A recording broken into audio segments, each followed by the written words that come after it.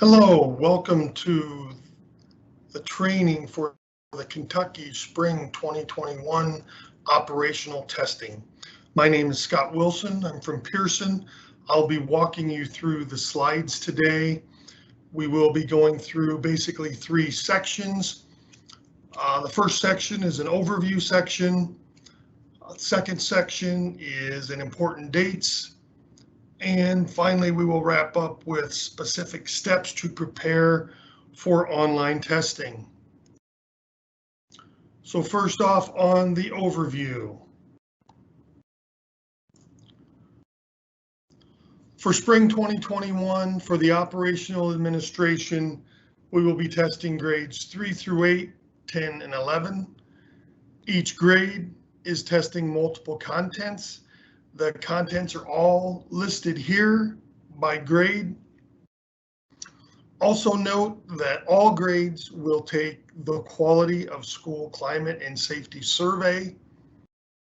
Also note that editing and mechanics is being postponed until 2022.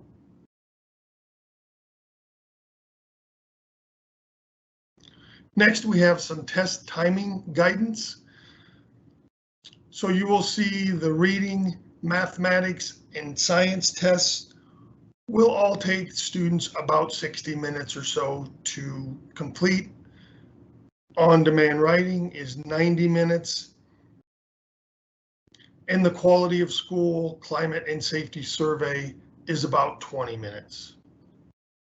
It is important to note that TestNAV will not shut off on students once the time is up. So if it's taking the students a little bit longer, it will not shut off right at 60 minutes or 90 minutes or 20 minutes. The guidance from KDE has been, if students are working diligently, you should allow them to work beyond the stated time limits.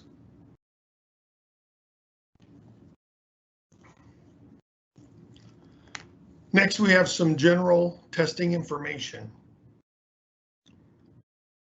To accommodate various technology needs, students may test on different days per content area. Each content area may be tested over multiple days. You can have multiple test sessions scheduled each day for each content area. Most students should complete the test in a single continuous test session per content area. There may be exceptions for students with 504 IEP or medical needs.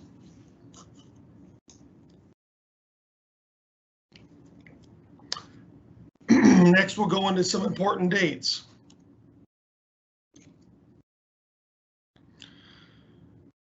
So this table has some important dates listed for Pearson and the DAC. We will have the student data loaded into Pearson Access Next prior to March 15th. Pearson Access Next will go live on March 16th. Also on March 16th, the DACs will be able to create user accounts, create test sessions, and enter orders for accommodated materials.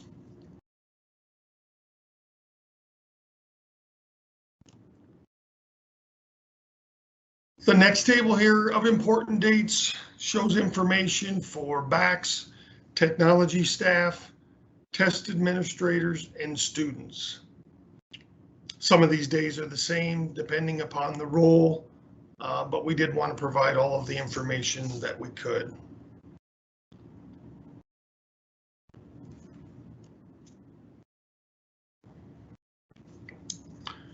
Now we'll talk about the specific steps to prepare for operational online testing.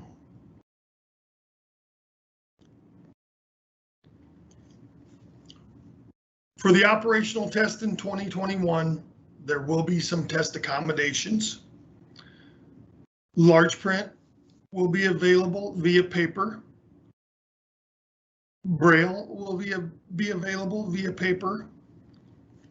And then we will also have text-to-speech that will be online. Any students that are using the paper accommodations will get a test book and a student response book.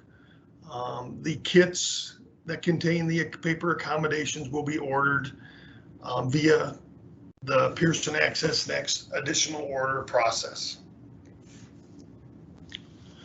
We also have materials available for students that require a human reader. Just keep in mind, all those requests will need to be approved through KDE.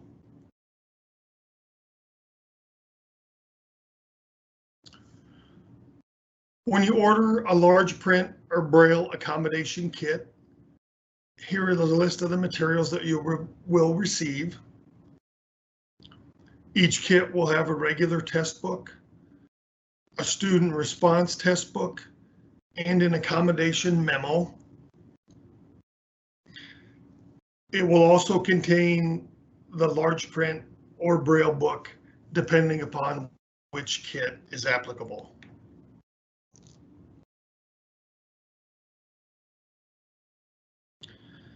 As I mentioned, all of the accommodated kits will be ordered via additional orders.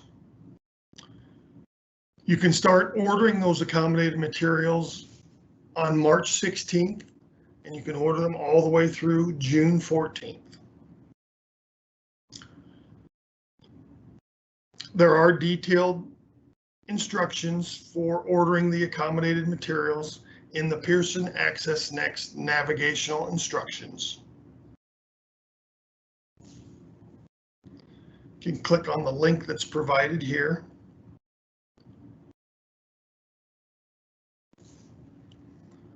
New for 2021 is the text-to-speech online. In the past, you've had the text reader accommodation, and it is being replaced with an online text-to-speech functionality. This will be online, and students will be placed into test sessions similar to students who have the regular tests. In order for a student to receive the text-to-speech functionality, it will need to be turned on in Pearson Access Next. There are two options for the DACs or BACs to set this up.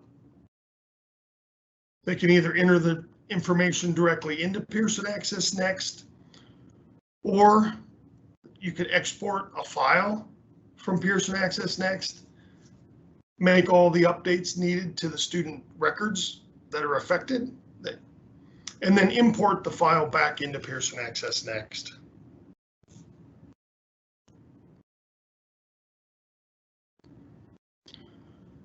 So if you're turning on the text-to-speech manually, you will go into the user interface in Pearson Access Next. You will see that there's two boxes. Both boxes need to be checked. So if you're doing it in the user interface, you will check each box for each student. If you are using the option to export a file, you will update the file with the student information that needs text-to-speech, and then you'll import that file and the boxes will be checked for you automatically. We know this is a new process, and we are creating some specific instructions that will explain how to do both options. These instructions will be available in early March. They will be posted on the Kentucky portal under the Pearson Access Next Guidance Documents tab.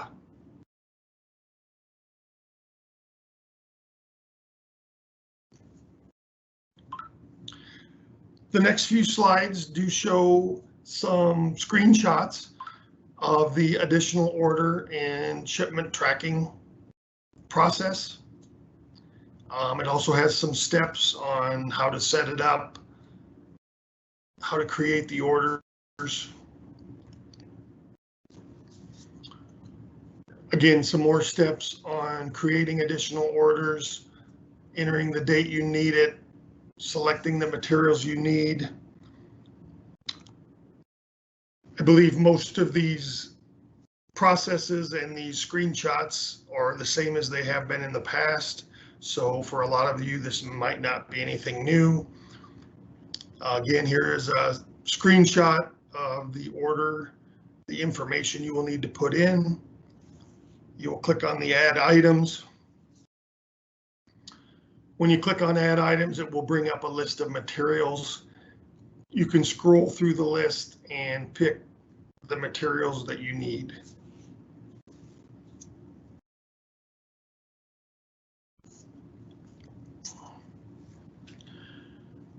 Next, we're going to talk about test sessions. First off, you have to create the test sessions. You can start to do that as early as March 16th. Keep in mind, you do need to create test sessions for all contents and all grades. So for reading and math, you'll have to create sessions for grades 3 through 8 and 10. For science, it's grades 4, 7, and 11. And on-demand writing is grades 5, 8, and 11. You will also need to create sessions for the Quality of School Climate and Safety Survey. Each session will only contain one content area, so you cannot have a session that has reading students in it and also math students. All students in a session must have the same content. Again, we have specific instructions on creating test sessions located on the Kentucky portal under the Pearson Access Next Guidance Documents tab.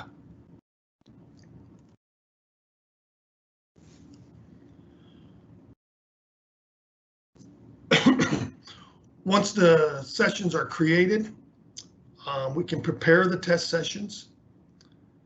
This does need to be done before a session can be started. It must be prepared. This process actually assigns the correct form to each student within the session. You can start preparing your sessions 1 to 2 weeks before testing. Again, if you go to the Kentucky portal and go under the Pearson Access Next Guidance Documents tab, you will find specific instructions on preparing test sessions.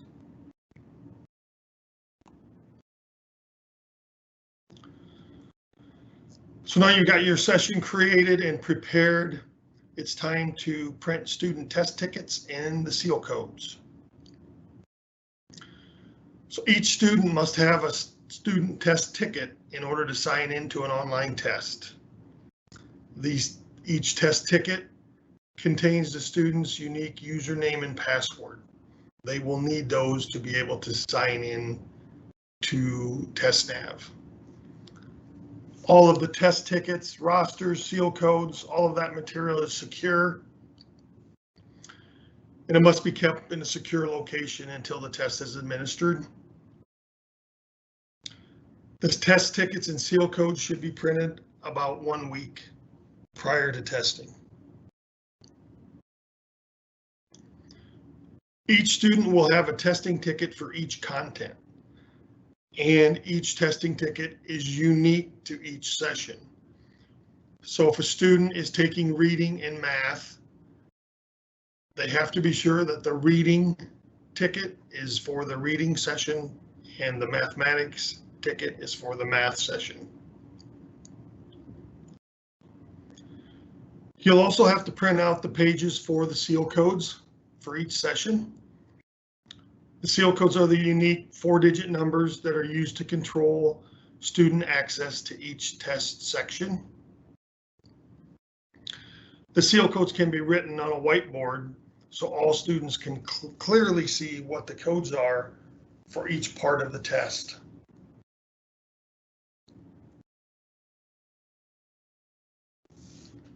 For spring 2021, mathematics will have 2 seal codes, and every other content will have only 1 seal code.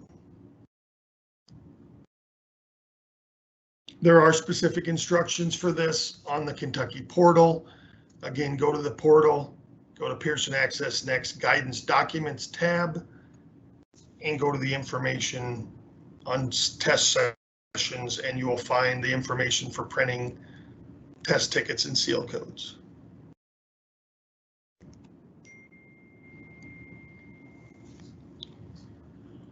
Here we have a sample of a student testing ticket. It will have the student name, session name, information listed there at the top. At the bottom, you will see the username and the password that the student will need in order to log in to their test.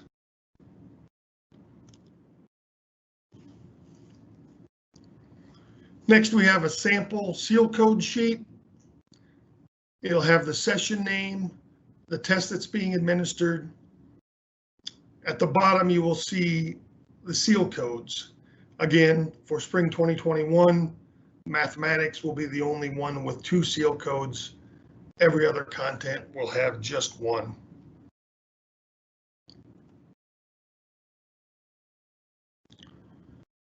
So now you've created your session, you've prepared your session, you've got your student test tickets, and you've got your seal codes.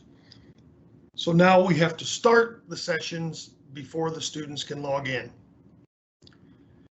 You can start sessions one at a time, or you can start multiple sessions at the same time. Again, if you go to the Kentucky portal, go into the Pearson Access Next Guidance tab, you will find information regarding starting the test sessions.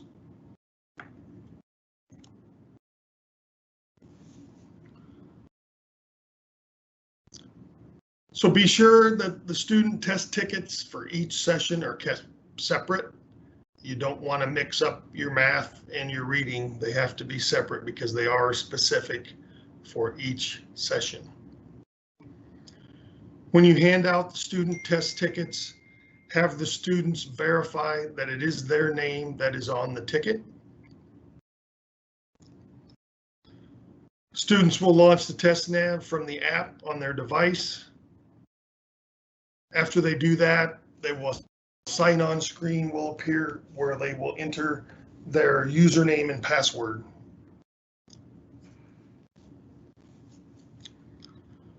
So here you see what the Pearson Access, or I'm sorry, the TestNAV desktop icon for the app looks like. Once the student clicks on that, they will get the sign-in page. When they go to the sign-in, you will see the spot for the username and password. After they put the username and password, they'll click sign in and they will be taken into TestNAV.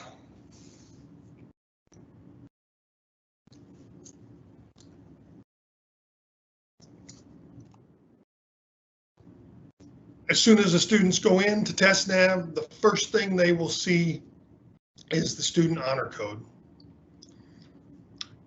There's a check box next to the honor code. The student will need to check the box in order to move forward.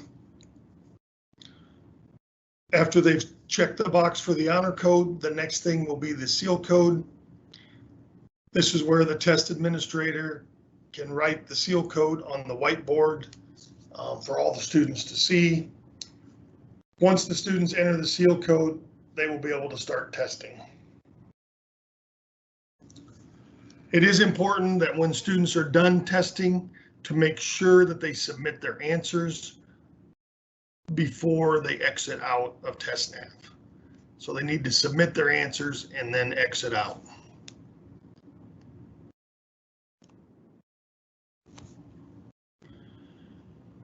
Next, we want to talk a little bit about student transfers and new students.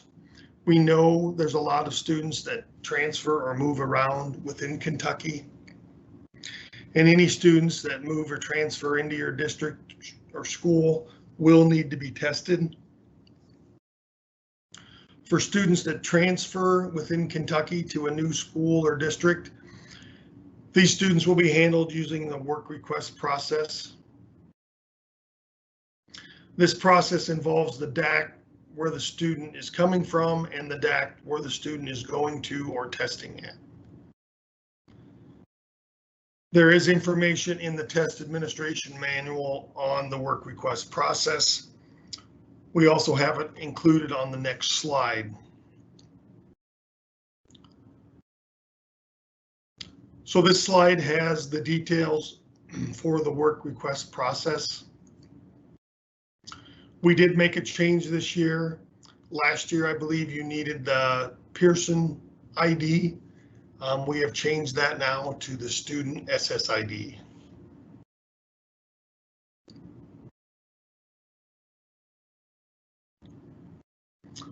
For students that are new to your district, but they're not coming from another school or district within Kentucky, they will have to be manually added into Pearson Access Next. You'll click on Setup, then select Students, select Task, and you'll create and edit new students. And that's how you start to enter a student. After the student is entered into the system, they will need to be registered. After they're registered, they will need to be assigned a content or contents that they are supposed to test.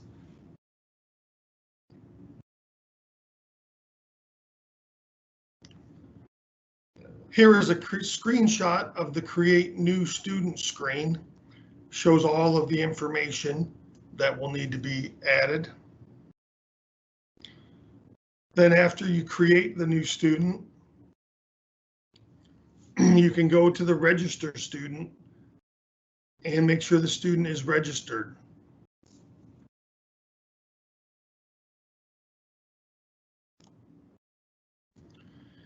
And that is all we have for today.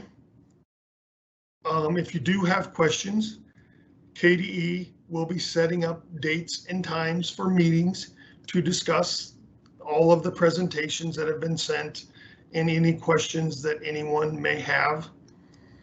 Pearson will be attending those sessions with KDE so we can answer any questions that you may have. One last thing we have here is some contact information. So we do have here the contact information for the KDE OAA staff and also the contact information for the Pearson Help Desk. And that's all we have for today. Thank you for your time.